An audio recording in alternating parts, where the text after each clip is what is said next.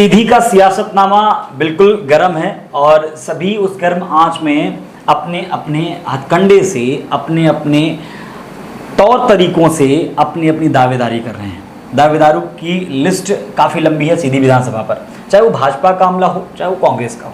ऐसे में एक व्यक्तित्व जिनकी सियासत की कहानी, जिनकी राजनीति की कहानी लगभग 3 दशक हो चुके हैं, 1995 से जिनकी राजनीति पर एंट्री हो चुकी है, जिनका प्रवेश राजनीति पर हो चुका है, छात्र जीवन से राजनीति कर रहे हैं और उसके बाद छात्र जीवन के बाद जिला युवा कांग्रेस के रूप में अपनी उपस्थिति और उसके बाद आज जो परिवेश है, आज के समय में जिला महामंत्री के रूप में है, पार्षद रहे हैं और तमाम ऐसे सफ़र को लेकर आज हमारे बीच में हैं। चर्चित की चर्चा पर अपना बिंद के इस विशेष एपिसोड पर हमारे बीच संदीप उपाध्याय दादू भैया उपस्थित हैं। मैं अभिनंदन करता हूं दादू भैया अपना बिंद के इस विशेष आयोजन पर, विशेष कार्यक्रम पर। और अपने तमाम दर्शक जो लगातार सियासत से जुड़े हुए हैं, राजनीति पर जुड़े हुए हैं, और सबकी नज़र सीधी विधानसभा पर है कि कांग्रेस से आखिर किसको टिकट मिले। तो मैं शुरुआत यहाँ से करूँगा कि आप राजनीति पर कैसे आए। एक युवा व्यक्तित्व हैं, युवा लोगों के बीच रहते हैं, कई युवाओं के प्रेरणा स्रोत हैं, तो आप राजनीति पर कैसे आए? राजनीति में मैं 93-94 से जी तिवारी कांग्रेस उस समय बनी थी, तो हम लोग युवा उत्साही, हमारे कई मित्र, हमारे कुछ बड़े भाई ने लोगों ने अर्जुन ब्रिगेड का गठन किया था। उसमें मैं उन लोगों के साथ था और उसके बाद कांग्रेस पार्टी से जुड़ा, जब एक हो गए, और कांग्रेस पार्टी से जुड़ने के साथ साथ मैं छात्र राजनीति कॉलेज से ही किया करता था और वहाँ की छात्र इकाई के संगठन के चुनाव या कुछ भी गतिविधियाँ हों उसमें जी बढ़ चढ़ कर हिस्सा लेता था। उससे प्रभावित होकर उस समय राहुल जी ने, अजय सिंह राहुल भैया जी ने मुझे एनओसीआई का अध्यक्ष बनाया 97-98 में, और स्थानीय नेता रुद्र प्रताप सिंह बाबा जी ने मेरा उनसे परिचय कराया था, ले गए थे। बाकी व्यक्तिगत मैं उनसे जानता था, उनसे राजनीति के पहले भी मैं 2-3 बार मिल चुका था। यह अर्जुन ब्रिगेड का उद्घाटन भी उन्होंने कार्यालय का सीधी में आके किया था। और उसी समय कमलेश्वर पटेल जी भी एनओसीआई की राजनीति करते थे, उनसे भी संपर्क थे जी।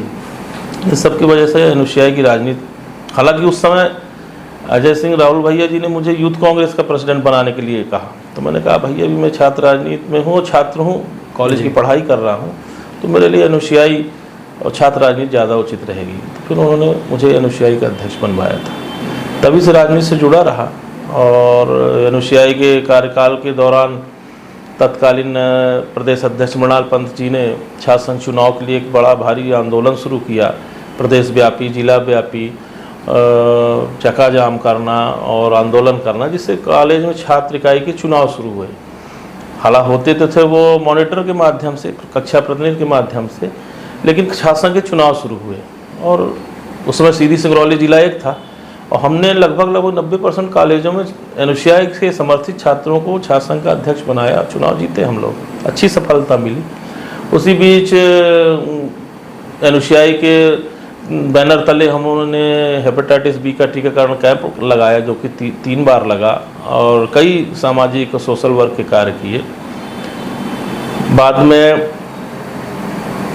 धीरे धीरे उसे राजनीति में घुसते चले गए, न्याय अन्याय की लड़ाई में हमेशा छात्रों के साथ लगे रहे। 2008 में चुनाव लड़े, नगर पालिका वार्ड 13 से पार्षद रहा मैं जी, और 2013 तक रहा वहाँ के काम, और मैंने जो भी कराए उस वार्ड में, वहाँ की जनता से कभी पूछ लीजिएगा उस मेरे कार्यकाल में कितने ज़्यादा काम हुए उस वार्ड में, रोड, नाली, पुलिया, और इसी सब काम को और पूरे नगर पालिका क्षेत्र में मैं देखा करता था। ये नहीं था कि केवल अपने वार्ड भर को देखता, क्योंकि मैं पार्षद भले किसी वार्ड से चुना गया हूँ, लेकिन मैं नगर पालिका का परिषद का सदस्य था, तो मुझे पूरे नगर पालिका में हर वर्ग के काम करने थे और किया। उस वजह से मुझे राज्य शासन ने सर्वश्रेष्ठ पार्षद का पुरस्कार भी दिया था जी, और मुझे पुरस्कार दिया गया था। उसके बाद यूथ कांग्रेस में भी रहा कुछ दिन, भानु पांडे जी उस समय अध्यक्ष हुआ करते थे जी, तो नगर अध्यक्ष उन्होंने बनाया था, उसमें भी काम किया। वर्तमान समय में मैं जिला कांग्रेस का महामंत्री हूँ, तो पार्टी के साथ की अध्यक्षता पर जी। 2013 में आप पार्षद हुए, 2018 में आप चुनाव नहीं लड़े। उसकी एक वजह जो सामने आई थी कि आपका नाम 2018 पर विधानसभा में प्रत्याशी के रूप में कमलेश्वर द्विवेदी जी और आपका नाम जी। जो प्रमुखता के साथ सबके जहन पर था। कई सर्वे पर ये था कि अगर कमलेश्वर द्विवेदी जी को टिकट नहीं मिलता है तो आपकी निश्चितता उस पर है। सिर्फ 2 दावेदारों पर विशेष टिप्पणियां होती थी, विशेष चर्चाएं थी। कमलेश्वर द्विवेदी जी वो टिकट उनको मिल गया था क्योंकि पिछला चुनाव वो बहुत ही कम अंतराल से हारे थे। इस बार दावेदारों की अगर संख्या देखी जाए तो ऐसा लग रहा है कि बिना मालिक की फौज हो चुकी है कांग्रेस सीधी पर। उस पर फिर क्या टिप्पणी होगी? देखिए, सबसे बड़ी बात होती है कि सीधी विधानसभा या सीधी जिले में 3 सीटें सामान्य हैं और संसदीय दोनों जिले को मिला के 4, तो उसको अपन किनारे करने केवल 3 सीटों पर अगर देखें तो 2 सीटें तो बिल्कुल क्लियर हैं, अजय सिंह राहुल भैया और कमलेश्वर पटेल जी के लिए, सिहावल और चुरहट। सीधी मात्र 1 सीट बचती है, तो उतनी उम्मीदें लोगों को नहीं थी। इस बार ऐसी उम्मीद इसलिए जगी कि पूर्व मंत्री माननीय द्विवेदी जी ने मतलब जिला कांग्रेस कार्यालय में राष्ट्रीय सचिव थे, राहुल भैया भी थे, कमलेश्वर पटेल जी भी थे। उन्होंने अपनी भावना प्रकट की कि पार्टी ने मुझे बड़ा सम्मान दिया, जनता ने भी सम्मान दिया, मेरा पूरा जीवन निर्दाग इस राजनीतिक जीवन में गया, मुझे बड़ा सम्मान और प्रेम मिला और अब नए लोगों को मौका दिया जाए। मुझे पार्टी ने खूब मौका दिया। एक तरह से उन्होंने पार्टी के प्रति एक समर्पण भाव से अपनी बातें कहीं। उससे नए लोगों में आशा जगी, कांग्रेसियों में कुछ बाहर से भी लोग आए, उनकी भी आशा जगी। तो सभी को मांगने का अधिकार है, सभी उस दौड़ में लगे हुए हैं। और मैं तो ये कहता हूँ कि राजनीति का क्षेत्र हो या जंग का क्षेत्र हो, हर सिपाही को तैयार रहना चाहिए। युद्ध का आगाज है कि 2023 में अक्टूबर या नवंबर या दिसंबर में युद्ध होना है, तो हर एक सिपाही को जंग के लिए तैयार रहना चाहिए। कब किसको कहाँ पे सेना नायक, सेनापति या राजा लड़ा दे, तो हर व्यक्ति को तैयारी करनी चाहिए। तो अगर चुनाव को अगर आप जैसे बात कर रहे हैं कि सेनापति अगर कोई और होता है, अगर आपके राजा कोई और सेनापति तैयार करते हैं, तब क्या ये सेना तैयार रहेगी युद्ध के लिए? बिल्कुल। मैं अपनी व्यक्तिगत राय तो मैं दे ही रहा हूँ कि मेरे को तो 28 वर्ष हो गए कांग्रेस पार्टी में जुड़े हुए, और नेता भी जानते हैं, इसके पहले भी लोग जानते हैं, आज भी जानते हैं। मैंने बराबर नेता और पार्टी का साथ दिया है। 2018-2023 की अगर राजनीति पर बात की जाए, सर्वे पर बात की जाए, तो अब इस समय नाम की जो संख्या है वो लगभग 10-12 लोग हैं जो दावेदारी कर रहे हैं। सर्वे बार बार अलग अलग सर्वे आ रहे हैं। हाल ही में 2-3 दिन पहले एक दैनिक भास्कर का सर्वे था।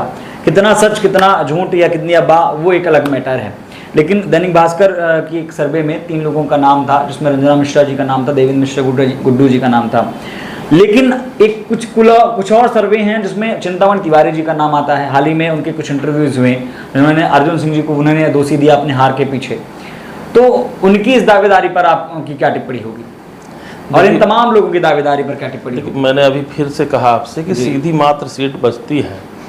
द्विवेदी जी के ऐसे बयान के बाद लोगों को ये लगा कि द्विवेदी जी किनारे हो गए हैं और उन्होंने कहा कि नए लोगों को मौका मिले, और उम्मीद हुई लोगों को, क्योंकि हमारे नेता, हमारी पार्टी ने पहली बार जैसे ज्ञान सिंह जी को अध्यक्ष बनाए, एक युवा को, जो कि पहली बार हुआ, नहीं तो 60-70 साल के व्यक्तियों को जिलाध्यक्ष की कुर्सी मिलती थी, तो 50-52 साल के व्यक्ति को जिलाध्यक्ष बनाया। तो उससे लोगों में उम्मीद मिली, जगी है कि भाई नए लोगों को मौका मिलेगा, युवाओं को मौका मिलेगा। तो इसलिए दौड़ में टिकट के या कि अपने क्षमता को दिखाने के लिए सबको स्वतंत्र है और दिखाना चाहिए, कोई बुरी बात नहीं है। और सीधी भर तो बचता है, अब कोई चुरहट या सिहावल में तो दिखाने जाएगा नहीं, सीधी भर बचता है तो दिखा रहे हैं, अच्छी बात है। और रही बात सर्वे की, आपने कही, तो सर्वे में कहाँ से आया, कैसा है, इसको तो नहीं जानते। एक मैंने जरूर देखा कि सोनम सिंह जी हैं, उनके लिए देवसर में या धौनी में दिखा दिया कि भारतीय जनता पार्टी से उनको दिया। तो अब ये इसमें कितनी सत्यता है तो आप ही देख रहे हैं। उसके बाद सोनम सिंह जी का बयान भी आया था, सुनिए, हाँ मैंने बयान भी देखा, उन्होंने अपनी सफाई भी दी लेटर पैड में, सोशल मीडिया में, तो उससे ही समझ लीजिए कि ये सर्वे कितना सही है। जैसे आपने कहा ना कि ये भास्कर का सर्वे, तो सोनम सिंह जी का आपने देखा ही, और अभी कुछ दिन पहले इसी पेपर में टिकट की सूची भी निकली हुई थी, जिसमें देवसर सीट से सोनम सिंह को टिकट दे दिया गया था, जो कि जी है ही नहीं उससे मतलब वर्ग से बिलोंग नहीं करती। तो अब ऐसा आकलन जिसको पता नहीं किसने किया, कैसे किया, उसमें किसी ने बताया द्विवेदी जी को सीधी में 20% कर दिया गया। जी। तो ये सब मनगढ़ंत है, मैं तो इनको नहीं मानता हूँ। चलिए अब कुछ जो बातें वर्तमान की राजनीति पे आ रही हैं, हमारे कुछ और सोच चलते हैं उनकी कचहरी, उसमें एक बात और आपने प्रश्न किया अभी तिवारी जी के बारे में। जी, चिंतामणि तिवारी जी, उसका जवाब मैं नहीं दे पाया जी। कि शायद आपने कहा कि उन्होंने किसी इंटरव्यू में कहा कि अर्जुन सिंह जी की वजह से हम चुनाव हारे। बिल्कुल। पहली तो बात, इतने वरिष्ठ नेता हैं, उनके बारे में मैं कुछ टिप्पणी नहीं करना चाहूँगा, लेकिन अगर इंटरव्यू की बात करिए तो तिवारी जी हों या कि हम हों या कि सीधी की कांग्रेस का एक एक व्यक्ति, चाहे वो सीनियर हो चाहे जूनियर हो या कि कांग्रेस पार्टी का कोई भी व्यक्ति हो, वो उसी पेड़ और उसी राजनीतिक ब्लड के माध्यम से पैदा हुआ है। हर व्यक्ति के शरीर में राजनीतिक खून जो दौड़ रहा है वो आदरणीय दाऊ साहब का ही है। अब सोच किसी की अलग है, कहीं कुछ है, और आज कहना 23, 24, 30 साल बाद उन्होंने कहा, 93 की बात है शायद ये, और 30 साल बाद उन्होंने अगर ऐसा कहा उनके बारे में, तो मैं तो इस चीज़ को तब मानता कि जब चुनाव का रिजल्ट आया उसके बाद समीक्षा हुई होगी, वहाँ उस मंच पर अगर वो बोले होते तो वो ज़्यादा महत्वपूर्ण था। आज दाऊ साहब नहीं है, उनके बाद में बोलो कि किया क्या नहीं किया। उन्होंने तो शायद उसमें कोई बता रहा था कि युवाओं को भी कहा है कि युवाओं की क्या जरूरत, युवाओं की कोई जरूरत नहीं है, अनुभव का जरूरत है। तो देखिए आज ये देश युवा के दम पर है और युवाओं की ओर हर पार्टी हर दल देख रहा है। तो पता नहीं किस सोच से उन्होंने ऐसा बोला, मैं इससे सहमत नहीं हूँ। उनके लिए बोलना उचित रहा होगा उनके मन और सोच के अनुसार। मैं उसमें टिप्पणी भी नहीं कर रहा, पर मैं उनकी इस बयान से असहमत। एक सवाल इस बात से और मेरे जहन पे आ रही है कि जहां भारतीय जनता पार्टी वयोवृद्ध यानी एज लिमिट, एज सीमा, आयु सीमा के को माइंड में करते हुए लोगों को दरकिनार कर रही है, चाहे वो जीते ही प्रत्याशी हों, अगर उनकी उम्र एक नियत उम्र से ज़्यादा हो रही है, जो उनकी कल्पना है, जो उनका प्रोटोकॉल है, तो उसमें से बाहर कर रही है। ऐसे में कांग्रेस ऐसे उम्र पर क्या विश्वास जता पाएगी? अगर विश्वास जताती है तो कितने खरे उतरेंगे?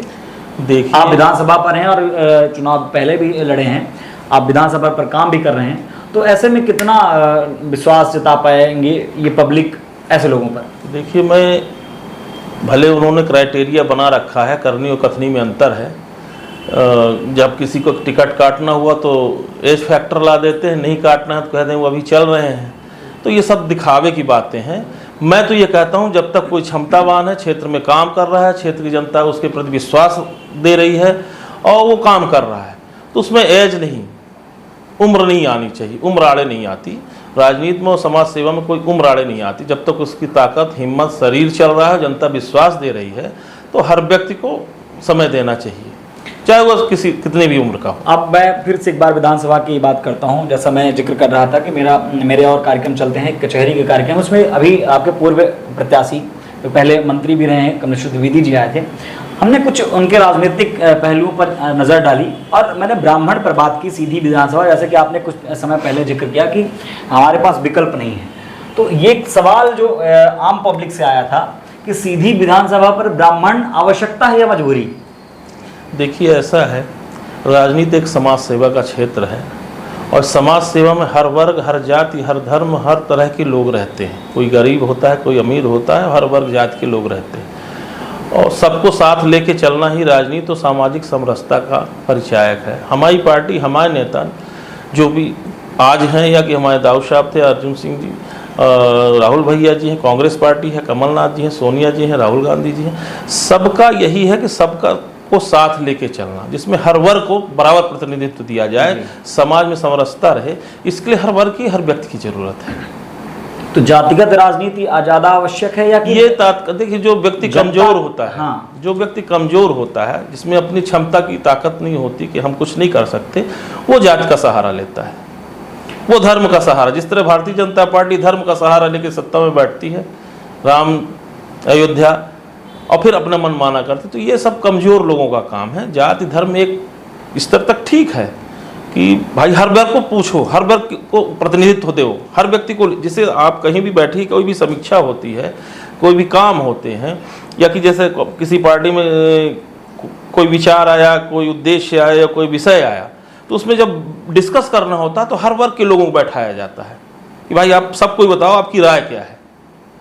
अगर एक ही व्यक्ति निर्णायक हो जाएगा तो फिर तानाशाही हो जाएगी कि केवल एक वर्ग ही कर रहा है। इसलिए हर वर्ग को प्रतिनिधित्व देना चाहिए, यही सामाजिक समरसता है और यही राजनीति है और यही होना चाहिए। चलिए, अब आप भाजपा की बात कर रहे हैं। भाजपा लगभग चारों विधानसभा जो यहाँ पर है, एक आरक्षित सीट है आवश्यक, लेकिन जो अन्य विधानसभा सीटें हैं, एक संसदीय क्षेत्र है, सीट है, सभी में ब्राह्मण उतारते हैं।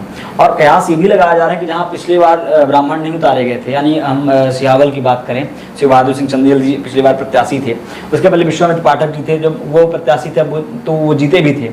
जब एक ऐसे व्यक्तित्व को, ऐसे समाज को आमंत्रित किया गया तो केवल वो सीट हारी है, सियावल सीट हारी गई है, बाकी सभी जहाँ ब्राह्मण प्रत्याशी थे वो जीते गए हैं। तो ऐसे में क्या ब्राह्मण आवश्यकता बन चुकी है या मजबूरी बन चुकी है सीधी विधानसभा के लिए या अन्य तमाम विधानसभा सीटों के लिए? देखिए, आप पीछे जाइए इसमें जी, और हर पार्टी हर विषय पर, हर मुद्दे पर विचार करके निर्णय लेती है किसी को प्रत्याशी बनाने में। जैसे आपने विश्वामित्र जी की चर्चा की, उनको टिकट पहली बार मिली जब परसीमन हुआ सिहावल विधानसभा को, 3,500 या 3,000 वोटों से चुनाव जीते। और 5 वर्ष के कार्यकाल के बाद जब दोबारा चुनाव हुआ वहाँ, तो वो करीब 30-33 हज़ार से चुनाव हार गए। 2003 में यहाँ पे सीधी जैसे विधायक वर्तमान आए, 3-3.5 हज़ार से चुनाव हारे। फिर दोबारा 2008 में चुनाव लड़े तो 27 हज़ार से जीते। चुराट में चले जाए, गोविंद मिश्रा जी लड़े कई बार, एक बार अजय प्रताप जी भी लड़े, फिर सत्येंदु जी जो वर्तमान हैं उन्होंने वो लड़े। तो पार्टी देखती है कि अग्रसर कौन बढ़ रहा है। पिछला आंकड़ा देख, जैसे हमारे यहाँ आपने भी कहा ना कि द्विवेदी जी को 2200 से हारे थे, 18 में मिल गई टिकट। तो पार्टी पिछला इतिहास देखे, किसी को 1 या 2 बार मौका देती है कोशिश। अब कोई लंबे अंतराल से हारेगा तो दूसरा ऑप्शन लेगी। तो केवल ये नहीं था कि ब्राह्मण है इसलिए इनको लड़ाया गया, इन्होंने देखा वोट की संख्या वर्तमान समय में, उस आधार पर इन्हें उतारा और इन्हें सफलता मिली। अब और भी नेता इस क्षेत्रों में, इन क्षेत्रों में, पार्टियों में और भी, सिहावल हो, सीधी हो, चुरहट हो, और भी ब्राह्मण नेता भारतीय जनता पार्टी में और लोगों को भी लड़ा है। सीधी में अन्य, अगर कांग्रेस की बात करें तो अन्य वर्ग, अन्य जाति, अगर आप कहते हैं कि जातिगत राजनीति नहीं हो रही है, तो सीधी में अन्य वर्ग के लोगों को क्यों नहीं आमंत्रित किया गया कांग्रेस पार्टी की ओर से? क्यों नहीं दिया गया? कांग्रेस पार्टी 2008 में आदरणीय भंवर साहब जी को चुनाव लड़ाया गया था, कांग्रेस पार्टी थे जी। इसके बाद लेकिन चुनाव में लगभग केवल 7 या 8 हज़ार, समथिंग 10 हज़ार के आसपास वोट में वो सिमट के रह गए। नहीं, ऐसा नहीं, 17,500 वोट पाए थे और 2008 में कांग्रेस पार्टी के उम्मीदवार नहीं, हम पिछले चुनाव की बात कर रहे हैं, वो तो दूसरे दल से, समाजवादी से लड़े थे। लेकिन हम कांग्रेस की, आपने अभी बात की कि कांग्रेस ने कभी कांग्रेस ने भी टेस्ट किया। 2008 में जब परसीमन हुआ तो कांग्रेस ने भी एक प्रयास किया। तत्कालीन विधायक थे भंवर साहब, गोपत बनास के लगभग 40% क्षेत्र सीधी विधानसभा में है और वो तत्कालीन विधायक थे। उन्हें टिकट दिया गया और जब टिकट दिया गया तो स्थिति ये बनी, तो फिर बाद में द्विवेदी जी का नंबर आया। तो केवल एक बार दांव खेला गया कांग्रेस की तरफ? दांव नहीं खेला जाता भाई। नया परसीमन हुआ, दी गई टिकट कांग्रेस पार्टी से क्षत्रिय वर्ग को दी गई। आप यही ना कहना चाह रहे हैं? बिल्कुल, क्षत्रिय वर्ग में आते हैं जी, क्षत्रिय वर्ग में आते हैं, 17,500 वोट मिला। तो लंबा अंतराल रहा, जीते हुए जो कैंडिडेट रहे उनसे लगभग 27,000 का आंकड़ा गैप रहा। दूसरी बार टेस्ट किया गया द्विवेदी जी को, क्योंकि वो भी गोपत बनास से थे, मंत्री भी रह चुके, उनके लिए भी क्षेत्र में 40% एरिया उनका पुराना था, क्षेत्र था। और जब उनको दिया गया तो वो बाउंड्री लाइन तक पहुंचे, 2,2200 से हारे। तो अब टेस्ट का निर्णय क्या हुआ, परिणाम क्या हुआ, तो आपके सामने दिख रहा है। उसी का असर हुआ कि 2200 से आए तो हो सकता है सेकंड अटेम्प्ट में जीत जाए। तो 2018 में भी टिकट दी गई। क्या यही वजह है कि अब सीधी में कांग्रेस की पार्टी की तरफ से दावेदारों में ब्राह्मणों की संख्या ज़्यादा है? अगर हम बात करें तो कमलेश्वर द्विवेदी जी हैं, फिर रंजना मिश्रा जी हैं, देवेंद्र मिश्र गुड्डू जी हैं, चिंतामणि तिवारी जी हैं, आपका नाम है। तो ये जो संख्या क्या इसी के कारण बढ़ रही है, दावेदारों की संख्या, ब्राह्मणों की संख्या, कि यहाँ केवल ब्राह्मण सक्सेस हो रहे हैं? देखिए, सक्सेस हो रहे हैं कि नहीं हो रहे, वो तो भविष्य वो समय बताएगा।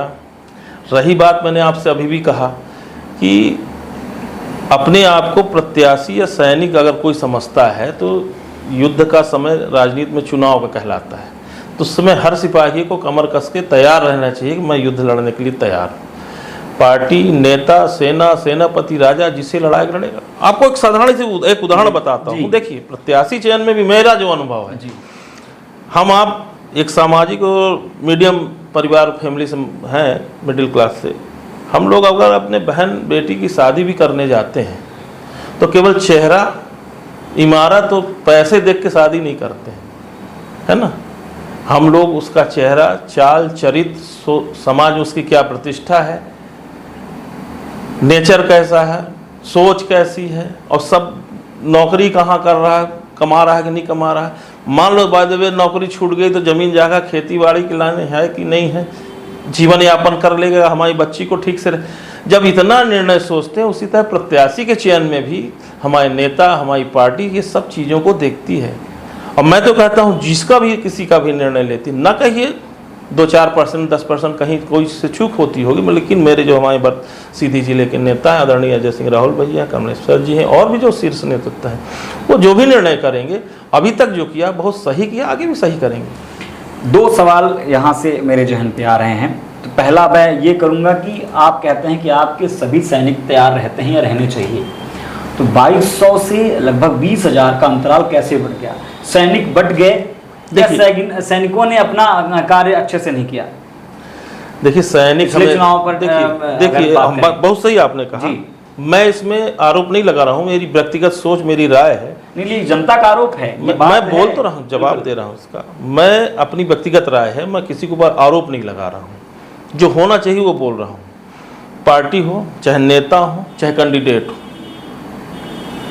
युद्ध के समय कार्यकर्ता और सैनिक सबको याद आते हैं, पर युद्ध के बाद जब युद्ध विराम होता है 3-4 साल या 4.5 साल का, उस समय सैनिक और कार्यकर्ता कहाँ हैं, क्या कर रहे हैं, ये कोई नहीं ध्यान देता।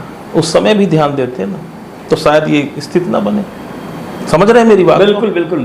तो कार्यकर्ता चुनाव जीते तो पार्टी जीती या कैंडिडेट जीतता है, शायद कार्यकर्ता को उतना महत्व नहीं मिलता, ना उतनी शाबाशी मिलती कि इनकी वजह से जीत गई। लेकिन अगर कोई पोलिंग हार गए या किसी वजह से वो कैंडिडेट चुनाव हार जाता है, तो थोपते किसके ऊपर है? कार्यकर्ताओं के। वरिष्ठ नेता भी आते कहते कार्यकर्ताओं को कि एकजुट हो जाओ, आप लोगों की वजह से हम हैं। मैं सीधी बात बोल रहा हूँ। बिल्कुल। तो ये जो आपने कहा कि उस समय कार्यकर्ता तो अभी भी हैं, पहले भी थे। इसके पहले राव कुमार अर्जुन सिंह थे, 40-40 लोकसभा सीट जीतते थे, मुख्यमंत्री थे मध्य प्रदेश के। कांग्रेस के अलावा किसी का नाम नहीं होता था, पूरी सीटें जीतते थे। तभी भी तो कांग्रेस के कार्यकर्ता रहे होंगे, यही मतदाता रहे होंगे, यही जनता रही। उन्होंने काम भी किए सीधी जिले के लिए। आज जितना सिंचाई के साथ जो कुसमी और बैढ़न में कोई जाना नहीं चाहता था, 27 बांध बने हैं, सिंचित खेती होने लगी, सीधी से ज़्यादा लोग कुसमी तरफ बसने लगे, रेलवे लाइन आ गई, औद्योगिक क्षेत्र हो गए, बिजली नहीं थी, पुल पुलिया, रोड रास्ते नहीं थे, विभाग नहीं थे कई तो। अब तो कई विभाग बंद हो गए भारतीय जनता पार्टी के कार्यकाल में। उस समय की मूलभूत जितनी भी जरूरतें थी उन्होंने पूरी की। आज का परिवेश धीरे धीरे बढ़ा, आज की तात्कालिक जो सुविधा है वो की जाएगी, और इससे 10 साल आगे जाएंगे, आप 20 साल आगे जाएंगे, तब कुछ और तात्कालिक नई चीजें हो जाएंगी। ये जरूरत नहीं, ये विकास तो एक निरंतर प्रक्रिया चलती रहेगी। अब यहाँ से दूसरा मेरा सवाल जो जातिगत था कि ठीक है, आप कहते हैं कि किसी को किसी वर्ग को मिले। अभी कुछ महीने पहले तात्कालिक की घटना है कि एक आदिवासी पर ऐसा दुर्व्यवहार हुआ जिससे पूरा देश, जिस पर टिप्पणी हुई, सीधी दुर्व्यवहार के लिए जाना जाने लगा।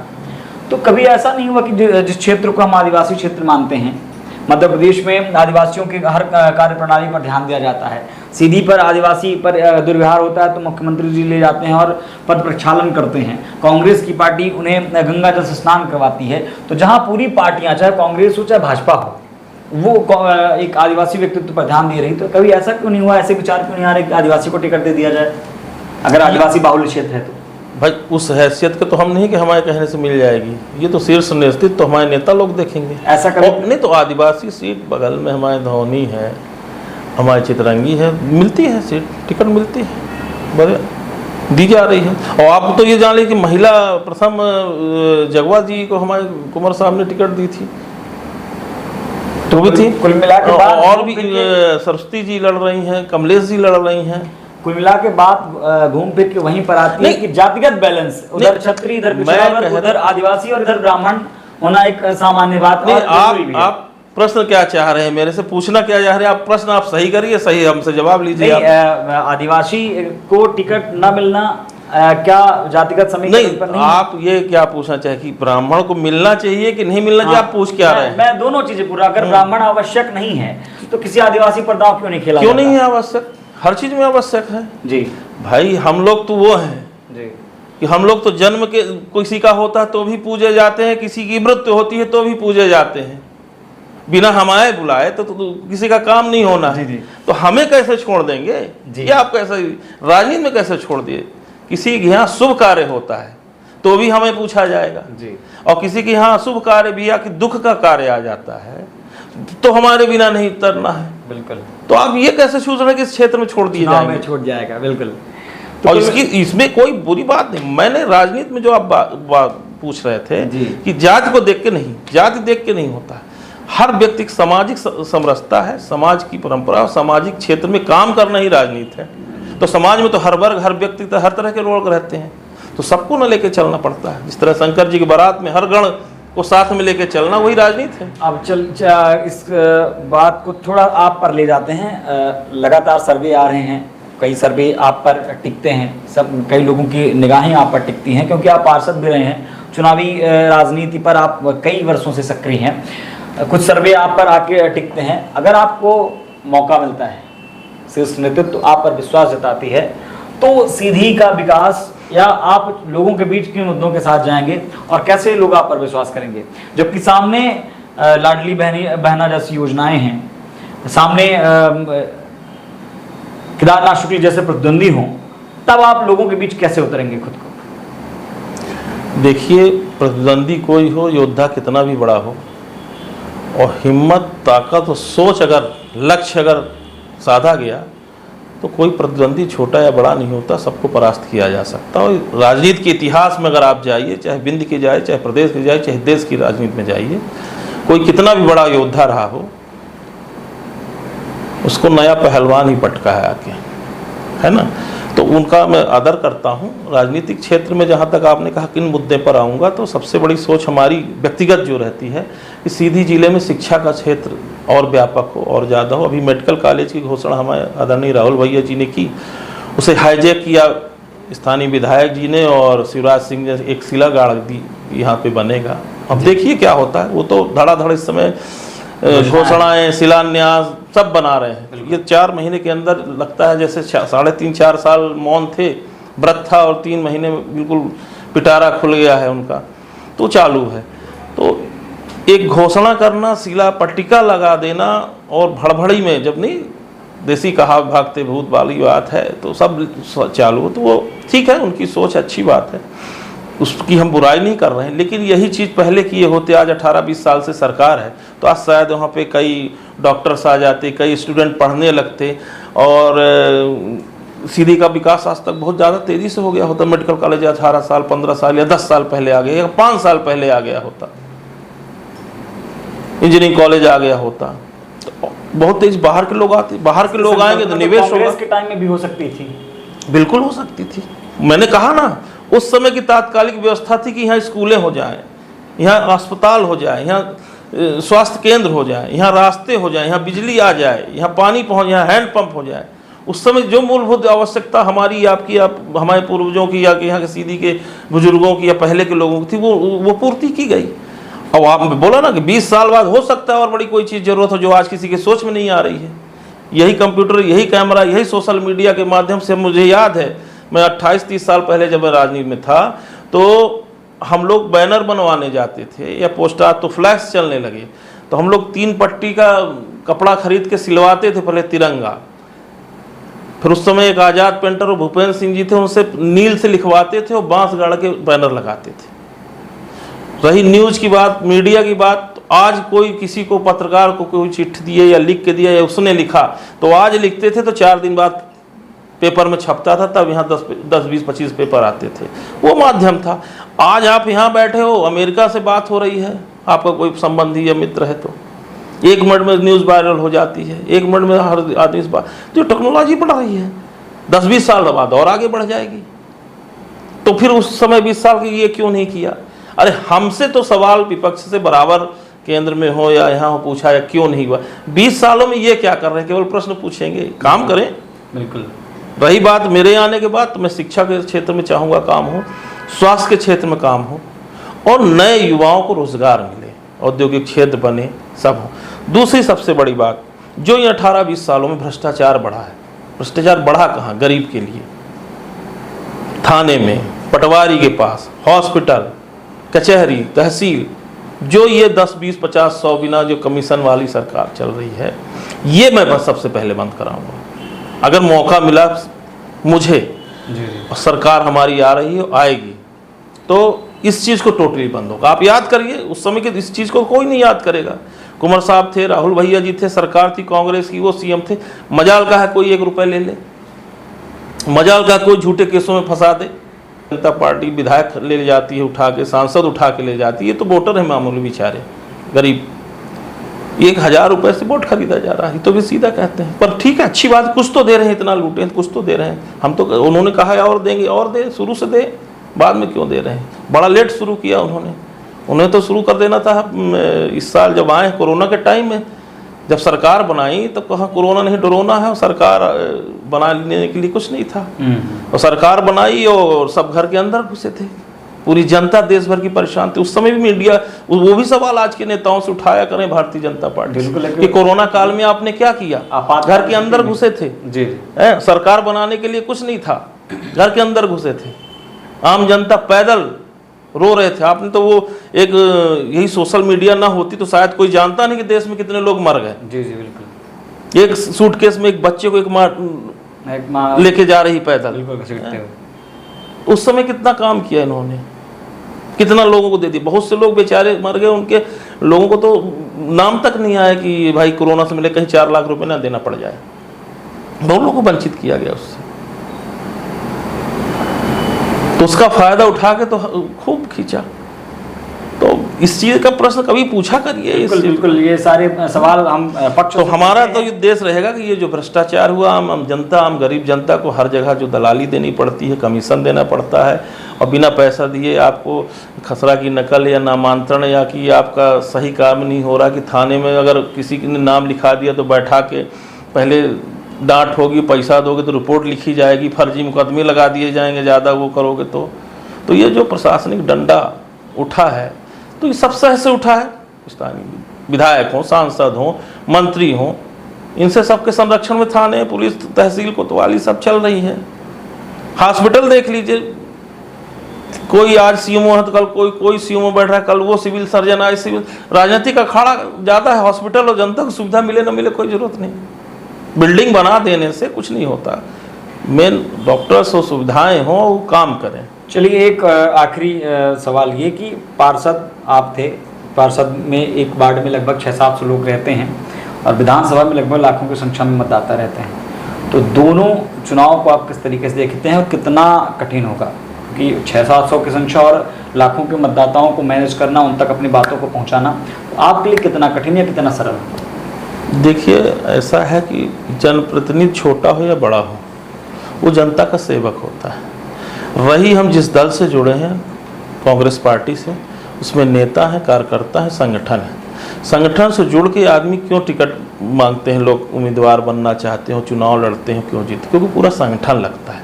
अकेला एक व्यक्ति अपना परिवार नहीं चला सकता आज के समय में, तो चुनाव जीतना तो बहुत बड़ी बात है।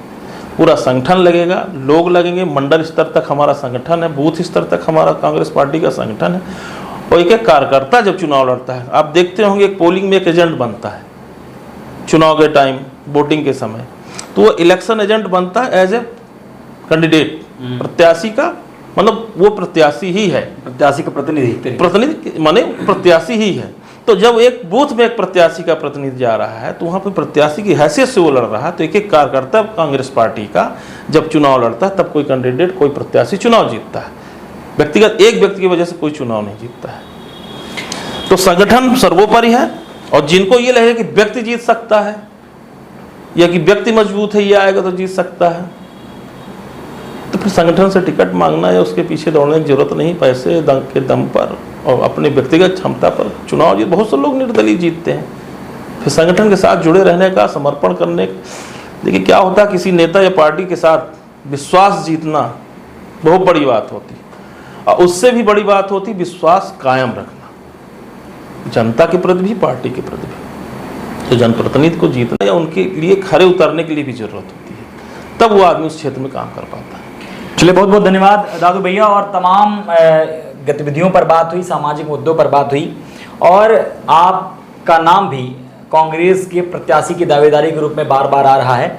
हम शुभकामनाएं देते हैं अपना बिंदु की ओर से, आपको बहुत बहुत शुभकामनाएं हैं, और आपके नेतृत्व में ये विधानसभा भी फले बढ़े और तमाम विकास के कार्य हों, ऐसे हम शुभकामनाएं देते हैं। फिर नए व्यक्तित्व के साथ चर्चा के विशेष एपिसोड के साथ आप तमाम लोगों से मुलाकात होगी। तब तक के लिए बहुत बहुत धन्यवाद, बहुत बहुत नमस्कार, प्रणाम।